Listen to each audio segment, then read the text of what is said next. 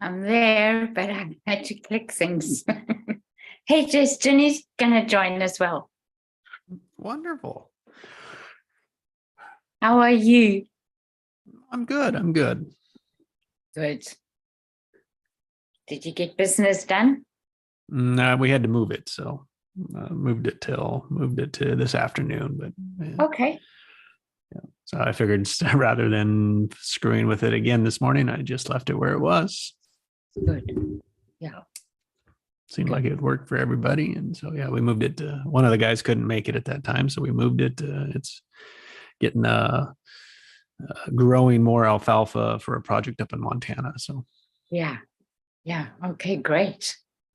the scientifics behind it. So not only do we have that white paper one, but where the guy I'm working with, he's got a line of products that we're developing that will either compete, if not be better than that paper I shared with you. Wonderful. And so the base of the product is replacing the fire retardant that they're spraying on the wildfires. Yeah.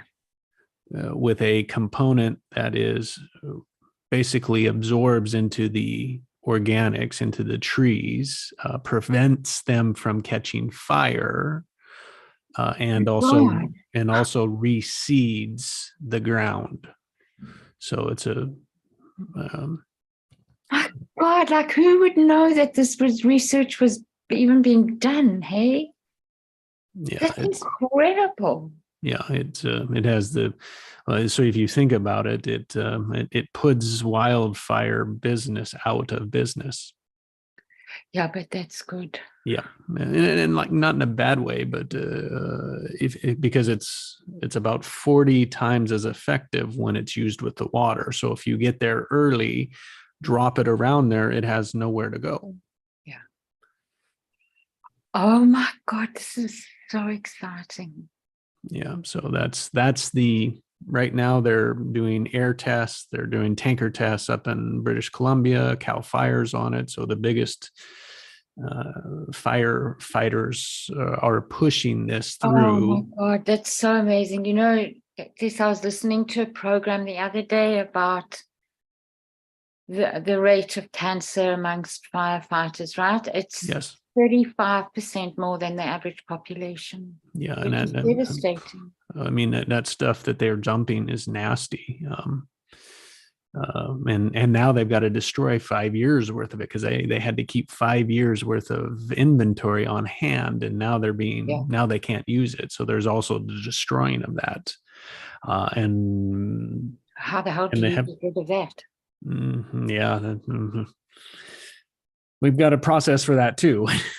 Oh, good. So it's one thing at a time. So this takes me back to what we were saying the other day, where I said to you, things are going to change very quickly, right? Yeah. I mean, you think of the impact of this, like worldwide. This is amazing. Yeah, and it's we have the right to use it for agriculture and to develop it for agriculture and for oil. So yeah, so firefighting for oil, we can use it, and oh my God, that's amazing. Would they be able to use it in sea spills? I wonder. Mm-hmm. Yeah, originally that's where the product was developed, was to clean up the Gulf spill. Okay. And it did such a good job. That was the paper that I shared with you. That did such a good job that they developed a product to increase the oil. And then this guy has developed a surfactant package that is even better because that was the basis of it. And in all reality, the surfactant is a renewable source, which means that we can probably get carbon credits for injecting it into the ground. Gosh, this is, I mean, it's just rolling. Yeah, it's got big, like it's just, the one yes that moves it through. It changes it all. And so being able to say that this part of the firefighting package, is a big deal. It's a very big deal. It's a very, very big deal. Yeah. And I can't say it yet if it will or won't. The logic is the make-believe theoretical world of it says that it would change the characteristics of the oil that's produced. Now, in all reality, it doesn't change the emissions of it, but it becomes a renewable fuel. Wow. Good God. Wow. That's pretty big That's for the oils huge. industry side of it and for every consumer that buys it. And Yeah. in all reality, they don't change anything. They just buy more of our product to put it in the ground. But it's also, I mean, when you think about the impact of that on the environment, it's massive. Well, yes and no, because there's the gray area that it doesn't actually reduce it, but in all reality, it does from the extraction standpoint. So that's why I can't say if it does or doesn't yet, because it's still the same dirty oil. Yeah. Now, does it help with the transition? Yes. In the accounting? Yes. Does it get people looking for new replacements? Yes. Now, does it maybe delay? I hope not, because industries will be making moves on it. So, it's hard to say. Mm. Mm. It's and the activists have a right to argue it, and they have a valid point to it. But the point of it for us is, well, how else are we going to transition? Yeah. Well. So it's I get torn in that back and forth. That's where, I mean, that's why I'm so sad that Nick wouldn't have a conversation. I was so disappointed because he's the one that taught me, don't fuss and worry about the opposition because it's part of the checks and balances. Mm-hmm. And you need that. So appreciate them for that, but then still stick with your view and your vision and what you see. Yeah. Yeah. So so that's where that is today. And so we'll be testing products that compare to that white paper I shared with you, so that we'll not only have academia testing it, we'll also have field tests of it over the summer, and then we'll have real numbers that we can come back to. And I think at the end of the day, that's going to actually help on for farming. It'll help with the carbon sequestration, which is taking it out of the atmosphere, which is where the big ones are at. That's why we're so interested in the ag side of it. Yeah. Yeah. Oh. Shame Jenny's having problems, eh?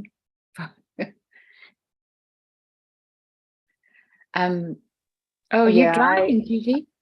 Well, I was running an errand and I got caught up. Grace earned these things called Star Cards, and you have to use them up, and Sunday's her last day. So I went to another Sprouts, and they're like, "We've never used 2 in one day," and we're like, "Oh, sorry." So I did 2 separate orders, and it took longer. So sorry about that. That's okay. So I missed the beginning, but it sounded cool. Yeah. Sorry, Jenny, just hang on 1 second because I had a thought. Okay, so Jess, the the thing for me about taking it, about the organic fertilizer in farming is that it restores the topsoil. And that's huge. Yep.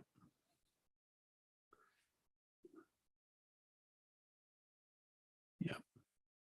And produce more, stronger, Well, yeah, and better higher quality. yields. I mean, it's just, and that's the beauty of this is the real solutions.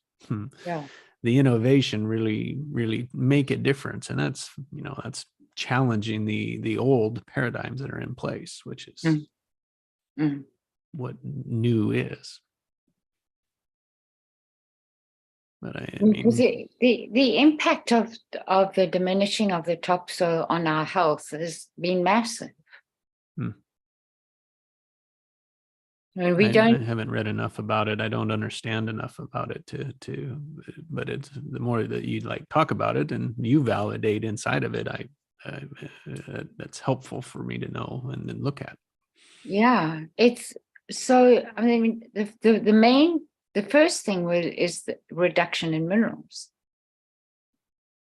And when you replenish the topsoil, you get all your minerals back, and your minerals are essential for absorption of your vitamins. Mm-hmm.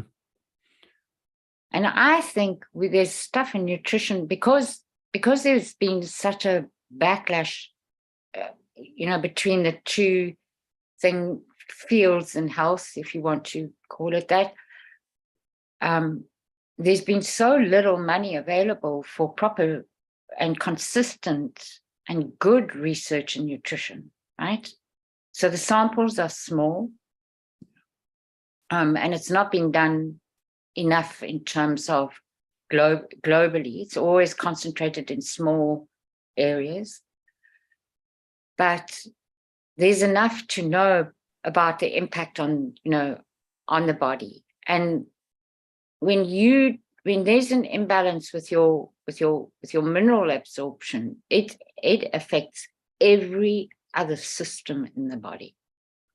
It affects the electromagnetic field.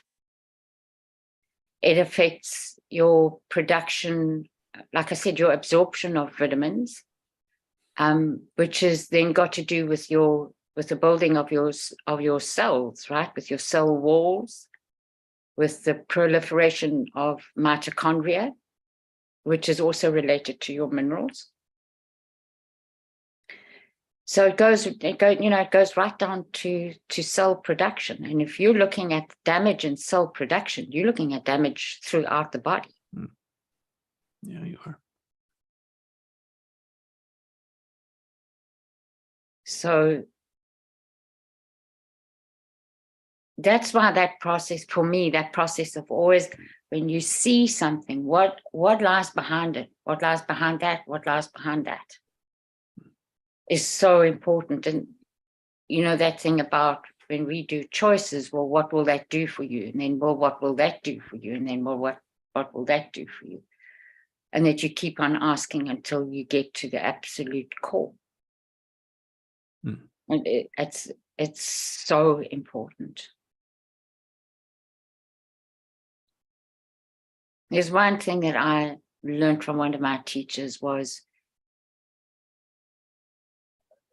and in psychology was, if nobody can figure out why this person can't heal, you then go right back and think and look at and ask for assistance to go and look at the body.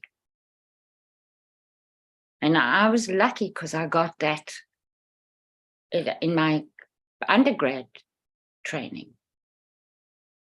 Most people don't, these days they might, but I mean, I still see evidence. I asked a question with a guy that is one of the doyens of trauma now, and he's done a lot, but I was not impressed with him. Because I said to him, it saddens me that there's not enough inclusion, for instance, of what functional medicine can do with mood disorders. And his answer to me was, oh, but they don't know anything about trauma.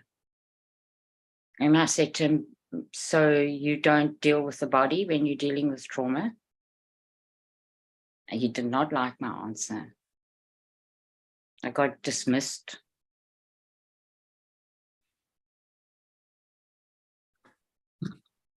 So, but I mean, he's just one of them. You know, he doesn't lead the field, which is good.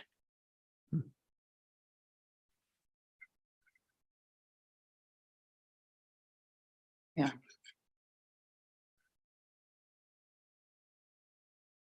So, it's exciting.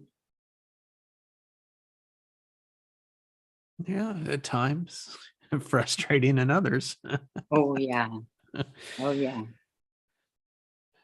Yeah. Because it's how do you get other people to see what you see? Or just to care about what you see? Yeah. That's a tough one. It's a very tough one, that I think. I was thinking if someone's got a belief that's a thought they have over and over again, that's a Yeah. belief, right? Yeah. What's the gentlest way to shift it?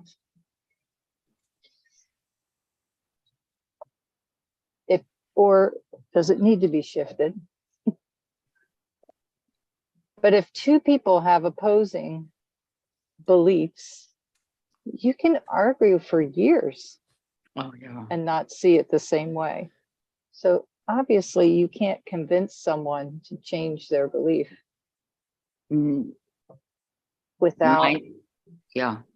connecting on a heart basis. And I think of the trite quote, people don't care how much you know until you know how much you care. You can throw data at someone, but unless the heart is connected, it won't matter. Mm. Mm. Well, I think it comes down to the breakthrough, breakdown or breakthrough.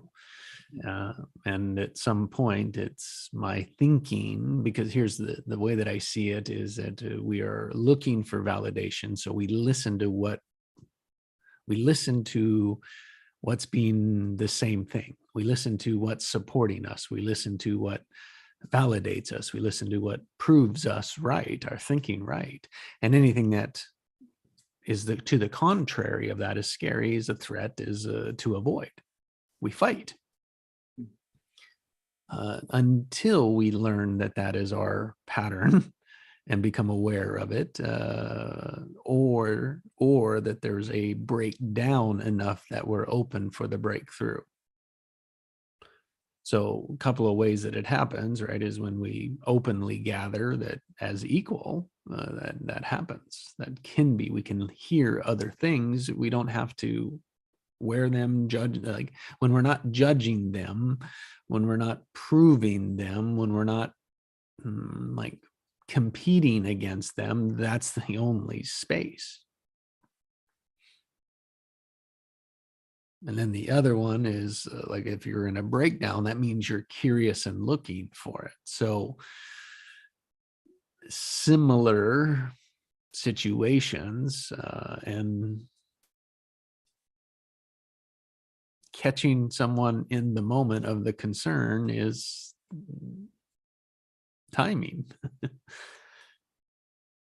And it's not like we can get the right time. We can just do it time and time and time again.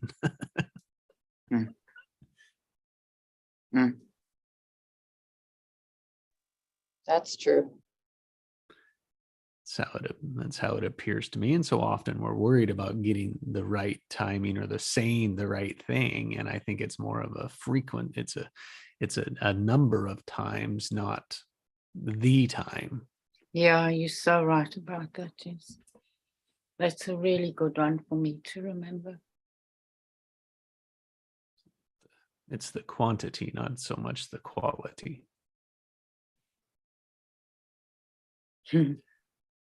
They go hand in hand too. So it's yeah, they do. And I think a part of what is, as long as we're not the pressure, Yeah. if we are not the threat, as soon as they see us as the threat, it's we're closed off rather than staying open to, oh, that's different. That's interesting. I don't know that. Doesn't mean I'm going to do anything with it. I'm going to go on with my day. But then at some point, it's like what we want to do is make those connections, those intersections with people. Because others are always getting new information as well, even locked into what they know.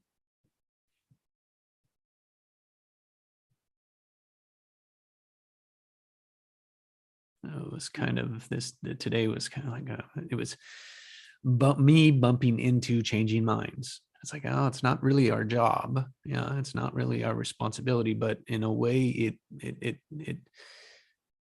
there's a process in it. Yeah. Yeah. For us all to get what we want requires learning that.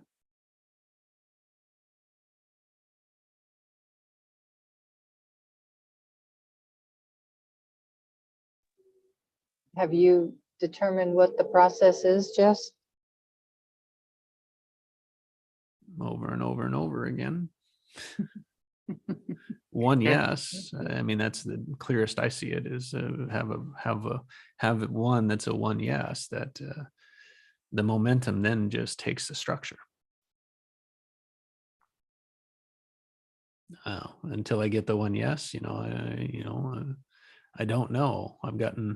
I got half of it completed. That took 16 and a half years to do, and then see what the next 16 and a half years do for it. So with a yes. You said once to Clindi and I that you're learning to be more patient. You've been sitting with us for 16 and a half years. I don't know how anything can be more patient than that, Jessie. I was just about to say you have the patience of Job. How many people hang in there 16 and a half years? Wow. Well, I wasn't either, You're getting on and doing other things, but still, I mean, it's amazing. You didn't give up on it. That's the important thing. And all of us are in that at some point, just to our degree. We all have that version of it. There's some there's some yearning that's in there that has us chasing what we're chasing. It's just not clear. Yeah. That's the patience. True. Yeah, that's very true. And only after it passes you do you say, oh, there's a piece of it. There's a little bit more clarity. There's a piece to the puzzle I can put together. Oh, it's looking clearer now, but it's still not there. Yeah. And if it isn't, it's who knows if it's not the next text. The next conversation. Who knows? Who they're the action is all the same. The outcomes are what are different. That's right. It's interesting. The idea of, if you have something that's helpful, that's benefiting others, to quote unquote sell, there's a different energy around that than, trying to convince someone to let go of their money for a product or a service, right? There's something deeper than that, a cause, a why. It makes it less of a salesy thing and more of it's just the right thing to do. Next obvious action. And I was thinking the transformation that my youngest has made, and this is her last week at one job, and she's learned it, done well, and isn't passionate about that particular work, and is in a place where she's encouraging people to help impoverished women with microloans and that kind of thing. It's a higher cause for her. So it's, in one way it's sales, and in another way it's a mission. And learning to hear the no as a, okay, one more no closer to my yes, rather than take it personally, is huge to learn Massive. before you're 20. Yeah. Not to take it personally, not to see it as rejection of you or the cause. It's just, that's where they're at this moment. Yeah.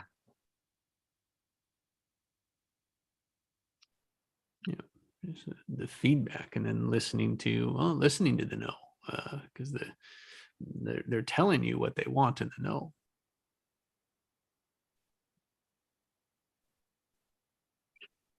If they'll tell you.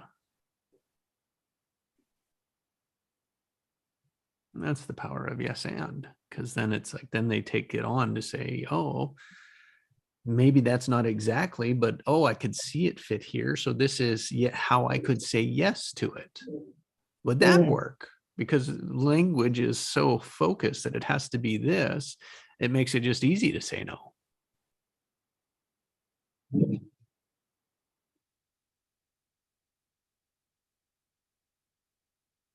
Everybody would want to, I mean, that's what we do, is deal. We barter, we trade, we deal.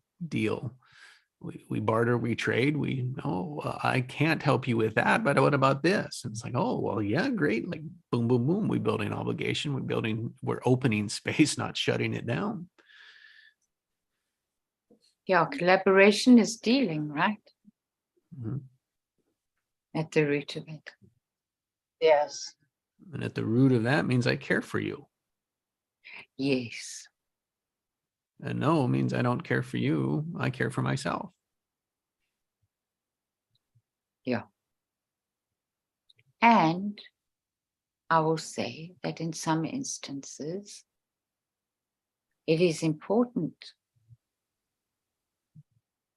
to just be caring for oneself, or in that context, to be caring for oneself.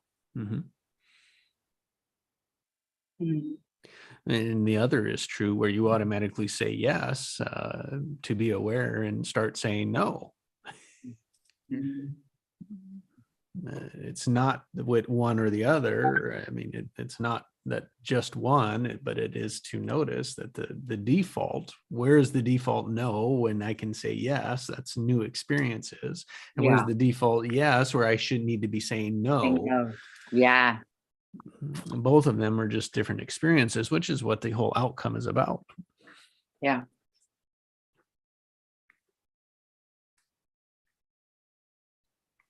So we go back to awareness. Eh? Starting position of awareness. Yeah. And sometimes I think it's awareness of our awareness. There's a lovely, it was a small TED talk with this one Tibetan monk, Jenny. I was talking about his book this morning. Yes. Yeah, with about the bicycle, but he did a talk on awareness, and it was so simple and so beautiful, and he just showed people how they are aware without being aware that they are aware. And he took objects, like pizza. Can you imagine yourself eating pizza? What does it smell like? What does it taste like? So he went through all those things, and then he said, so you could recall that. So you were aware of eating the pizza. That's what awareness is. But if you bring your awareness consciously to it, then it expands the experience.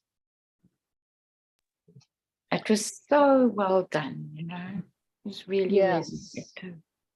And another way is when someone says, oh, I'm not aware.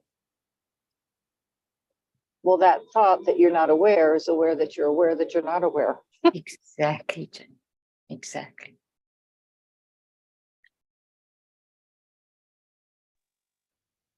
I'm unaware that I'm aware. Mm.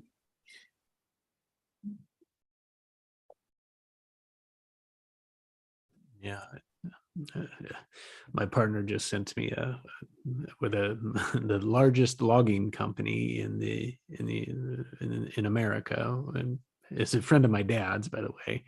And they have the largest private landholder of acreage of timber, and of course, timber is a huge carbon sink, and so they are going to monetize that as well. Wow. And increase their logging.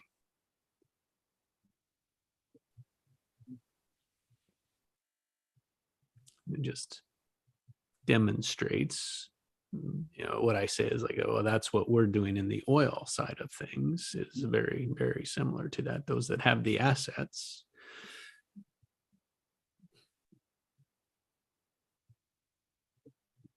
It's all a perception. And and that's, first movers make the rules. And you can't anticipate everything when you make the rules. No, you can't.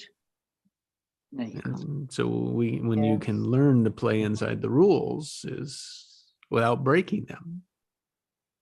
That's what creators do. So we go back to go. Go back to go. Yeah. Am I getting positioned? Am I getting squeezed in my corners? You either fight for your corner or you look for a new opportunity. Quit that game and go play a new game. Yeah. See, that's not in people's thinking. Oh, I can't do that. Right. That's the limits. Yeah. Yeah. So that's guiding guides. Where's the limits? Listening for the limits. Identifying our limits. And then attaching to them. Oh, fuck, attaching to them. I attached to it yesterday. I was like, oh.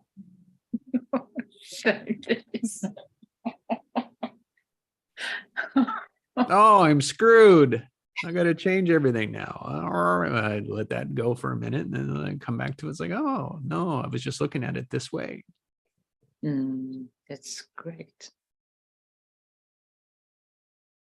I think I had a very similar experience yesterday.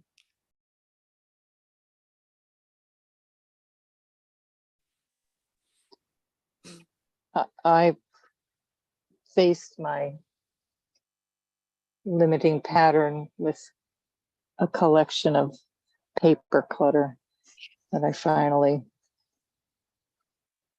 dealt with. It was so freeing. I have a whole box to go to the Shred Monster on Saturday. We're having a shred event in our neighborhood. And then I just realized it was a pattern of not dealing with the paper and putting it somehow in a system, accepting a belief of ancestral patterns of not dealing with clutter.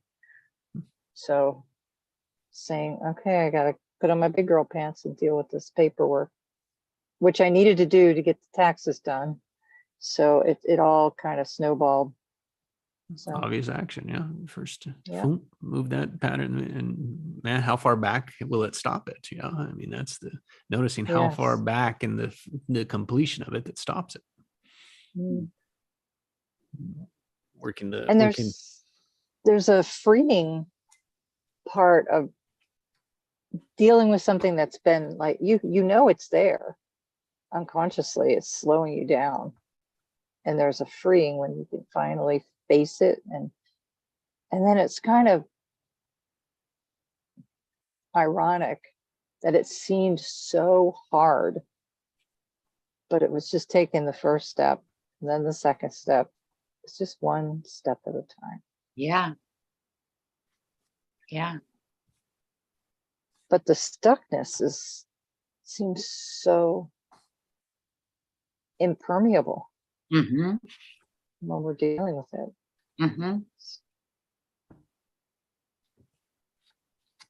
That's real. That's her working with, I don't remember where I saw it, but it's like the absolute truth and then and the true relative truth, I think is how they called it, but the absolute truth versus the relative truth, and the difference between the two. Mm. That's structure, right? And that's a tension between the two. Mm.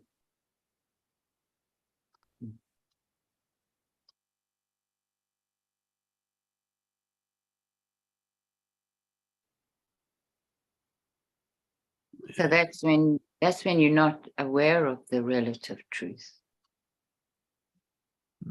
Right? And so you're sitting in that one point and spinning your wheels in the mud. Yep.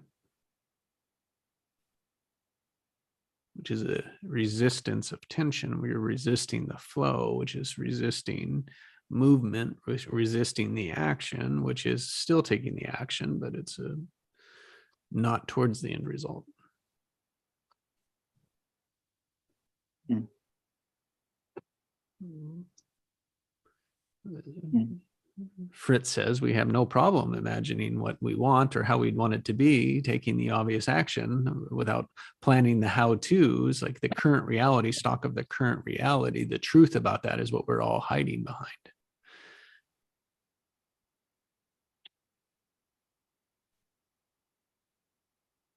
Can you run through that again for me, please?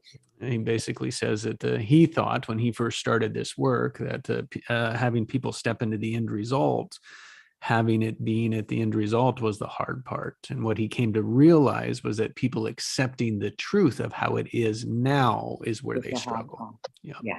Hiding behind the beliefs, the illusions, Yeah. the perceptions of the truth of now by not facing it. Yeah, was absolutely. really what, and so that comes back to the awareness of now. Yeah. And patterns, Yeah. as soon as we see what we want, we've tried to figure out how to get there. Yeah. Rather than taking stock of where are we. Yeah, absolutely. And that's again, and that's when we're spinning our wheels between self-conscious and unconscious, and not realizing that we've got huge potential internally, which does not have to be attached to the personality. I was going to go to Sprouts. Again, Mm. the third time, Sprouts for the third time.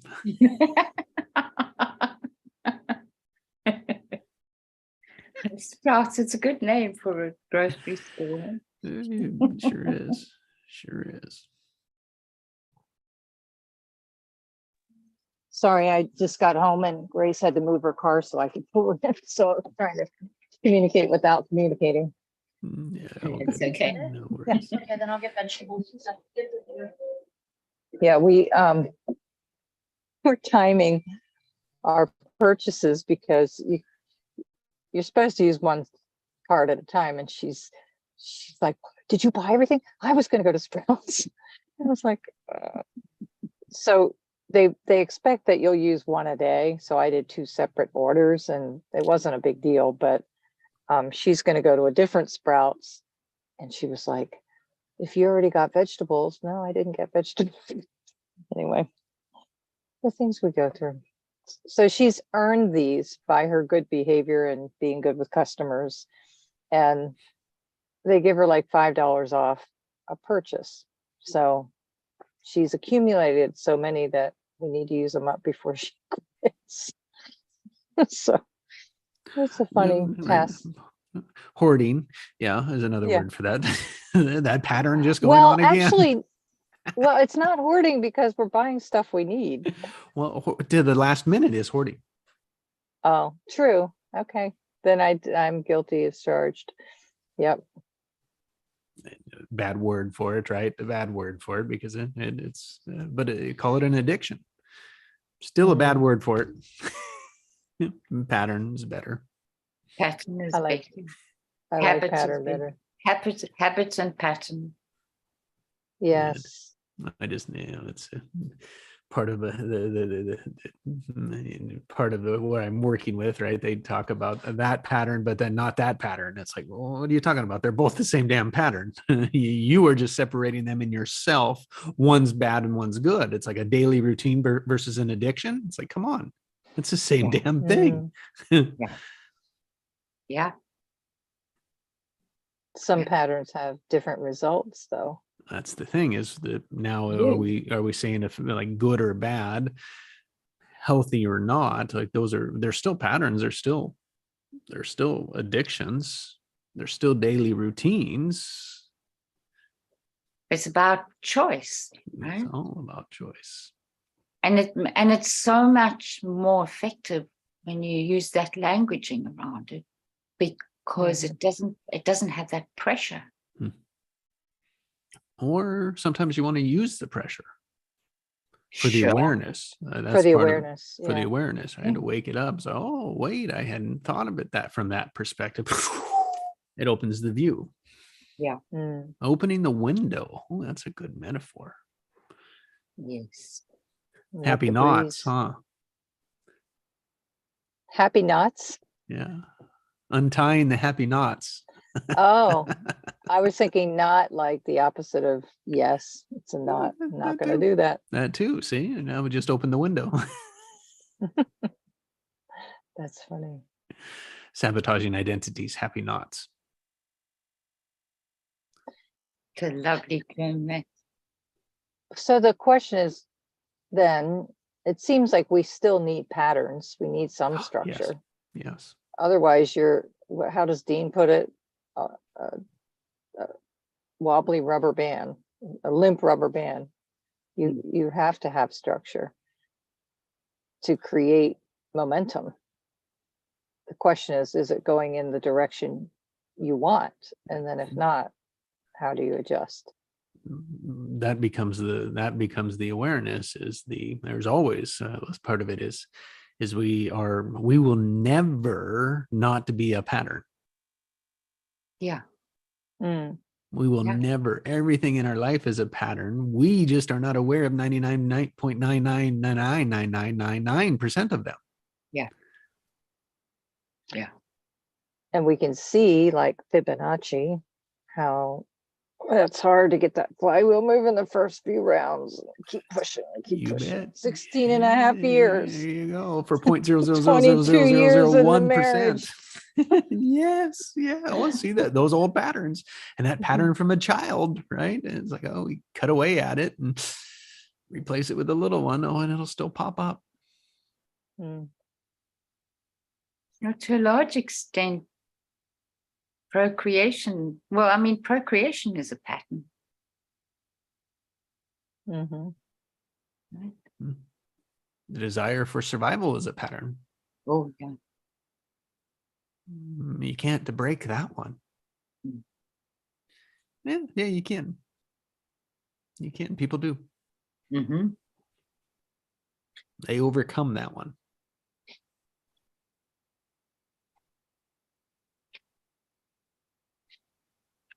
All comes down to a choice again. Yeah.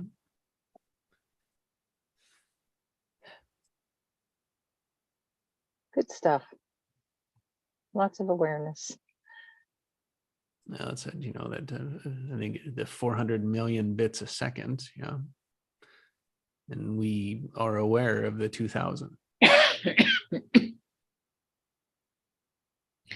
So, Jesse, apparently, William Whitecloud says that you can't change fundamental beliefs. Am I right, Jenny? Was that his term, fundamental beliefs? Yes, that's I think he says these people that say you could change your beliefs are wrong. And so, a lot of different modalities are centered around changing beliefs. So he doesn't believe that they can be changed. But the reason why, that's why I was wondering about the terminology, because I think he used the terminology fundamental, because his point was that fundamental beliefs are attached to the ego. And the ego won't let go of those because it needs to keep it identity to some extent. So he's not saying you can't change. He's not saying you can't change. That was my understanding, because I haven't done his course.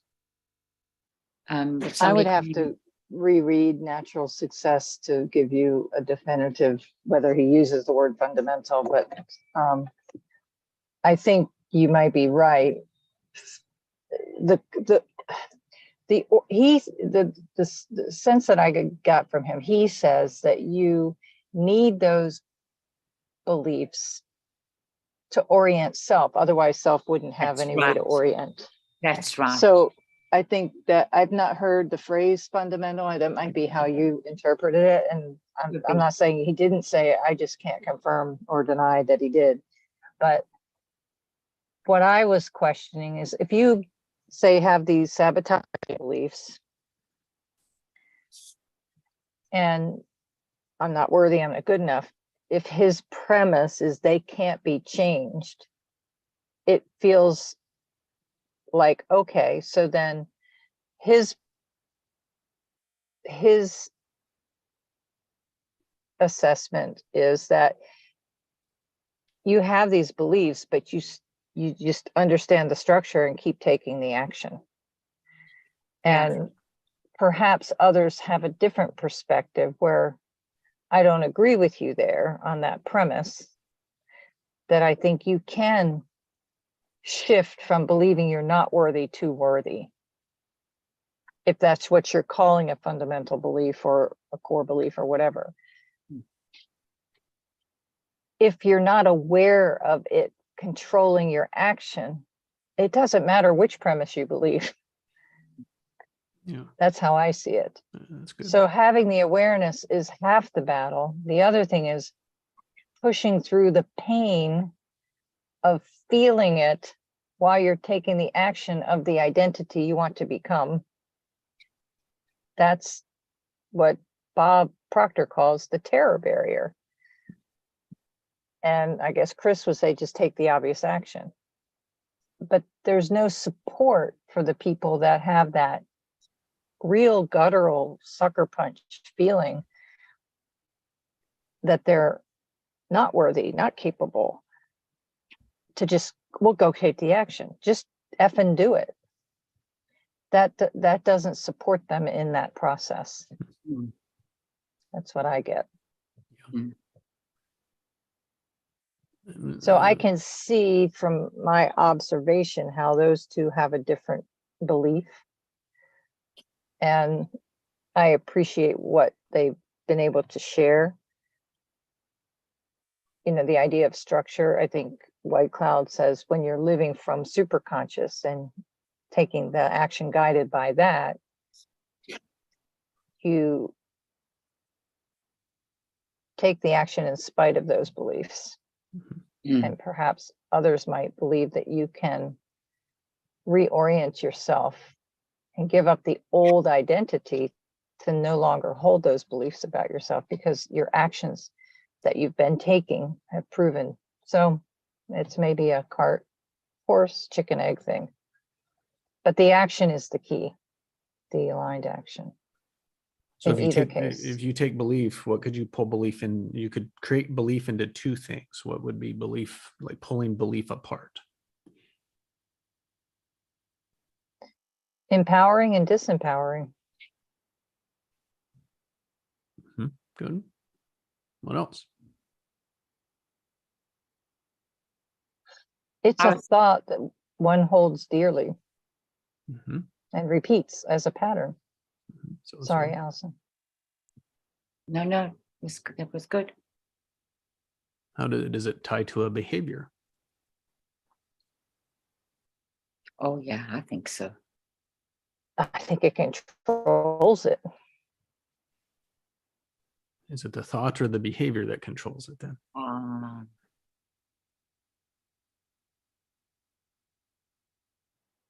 Is it the thought or the behavior that controls what? the action. belief, the belief.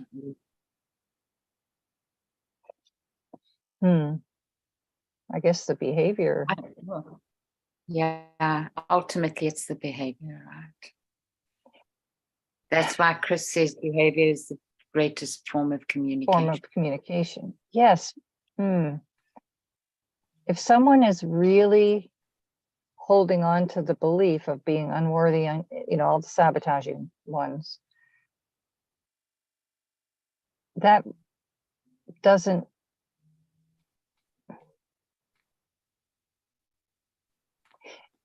maybe it's Yeah, just resistance then. The old identity says, I can't do it. That's if I could do it, I would be doing it. Which fundamentally, like when I come to questions like this, I just say, like, my stand is that the feelings always came first. So the feeling came first, and then our ego made up words to do that. So I tie that to the unconscious. The unconscious is how I would use it. So my replay is my on record, and that is all driven by the feeling. Yeah, and I just happen to make up words attached to that. And that feeling that you're talking about, Jesse, is in the body. Is the experience of the nervous system. Yeah, nothing more than that. It's yet we attach to it that it is life or death, and it's just the truth of the now. Nothing more. That's the not the absolute, not the fundamental, but it's the truth of now. So that's the value of observing what you're experiencing. The feeling, yeah. And then yes, exactly, Jenny. Yeah. And all the story is just the egoic interpretation of what you're experiencing. That's right. So you could feel fear the same way you could feel excitement. It is. Yes. Yes. That's exactly it. They did a thing with people, famous rock Adrenaline stars rush. and that. Yeah. And they asked them about the physical. They asked them to describe what their bodies go through, and then they asked them, what do those sensations, what feelings they attribute to those sensations. And there was this, big aha. Some people say they're absolutely anxious, and other people say they're pumped. It's another good exercise for time and space for us to hold on to, but like that is so the difference. It's like, oh, that feeling like shows up, and then the ego is the one that attaches the situation to it. So then that's what we see as our reality. Becomes our perception of it. So if we go right back to the beginning of the session where Jenny was saying, how do you get other people to see what you see? You need to listen for where they are at and meet them where they are at. Validate where they are at. Validate one part of where they are at, and then that establishes a form of trust, or at least a kernel of trust. Kind of like your first yes or your one yes. And then you move from there. I'm just going to have to mute for a bit. Yeah, I'm probably going to need to get going. Grace needs to talk to me before she heads back to school. That sounds good. So thank you guys. It was fun. Jenny. Yeah, I hope it was helpful. Thank you. I always enjoy working with you guys.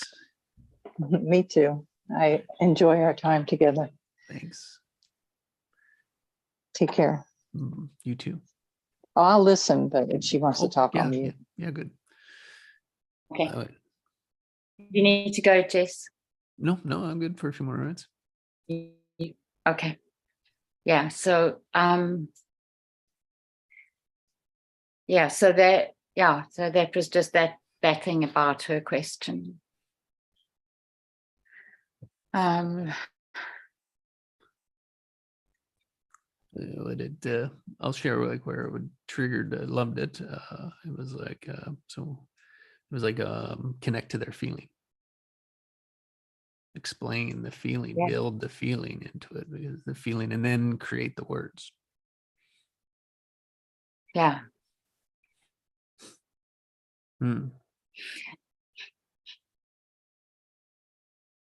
That's the current And- reality. Where are you at now? Where do you want to be? Yeah.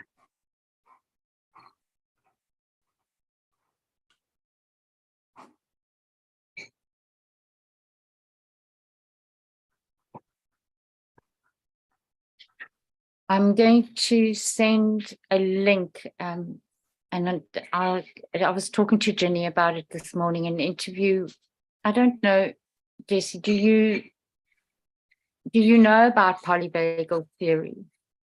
Mm-mm. Okay, so this guy's really he's really amazing, and the thing that interests me so much again is that he was a musician as a young man, and it informed what he started to do in his research as a psychiatrist.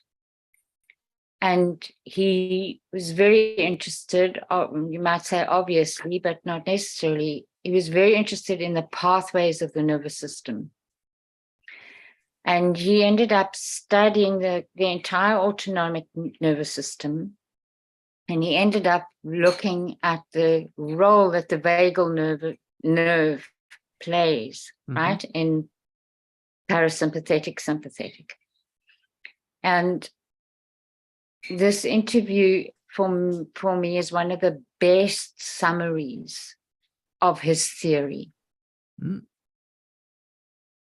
the one thing that he explains extremely well, and I was amazed that he could get so much, pulled in together in the one, is how the nervous system keeps on repeating a pattern in trauma, and it does it in a what I realized when I listened to it, what came to me then is that the nervous system repeats that pattern in a way, not just because it's used to doing it, but by doing it, it almost creates a sensation of safety. Yeah. And I noticed this in my in the one new client I told you about, that's potential transplant patient. Remember I told you about her? So she lies. I mean, she's a compulsive liar. And I only picked it up in the second session.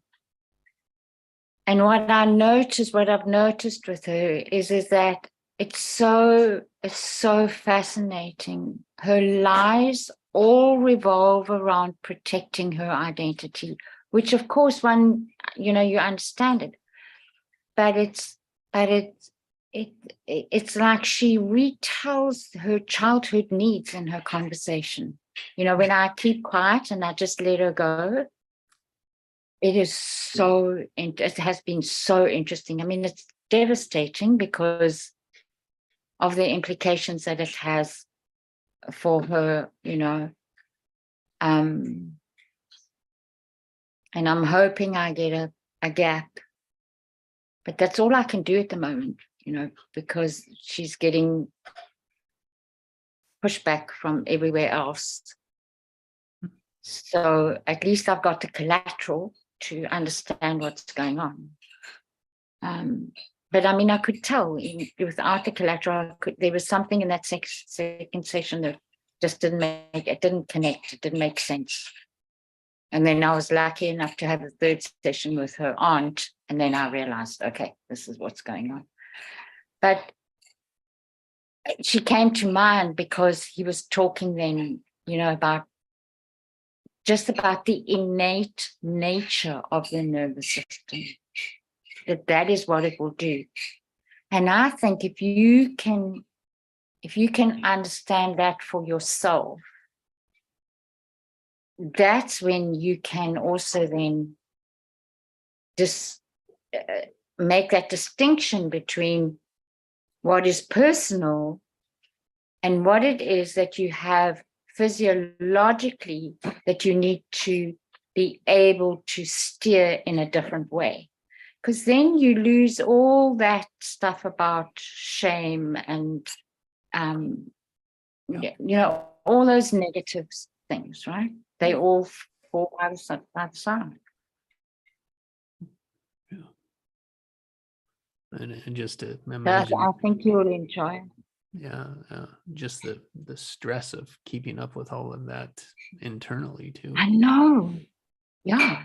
And what that does to the body. And I mean, she's a textbook case, unfortunately, in that, So Well, yeah, let's share it. I love it. Thank you.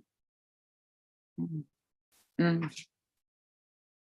Yeah, and it's all around sound, how sound can change that, right? Yeah. So that's the one thing that I have managed. She falls asleep now with headphones, with music, and she falls asleep. She hasn't been sleeping for 6 months. So that's happened, and now when she went into hospital, they didn't think that was good enough, so they put her on addictive sleeping medication, but I'm not going to try and disrupt that.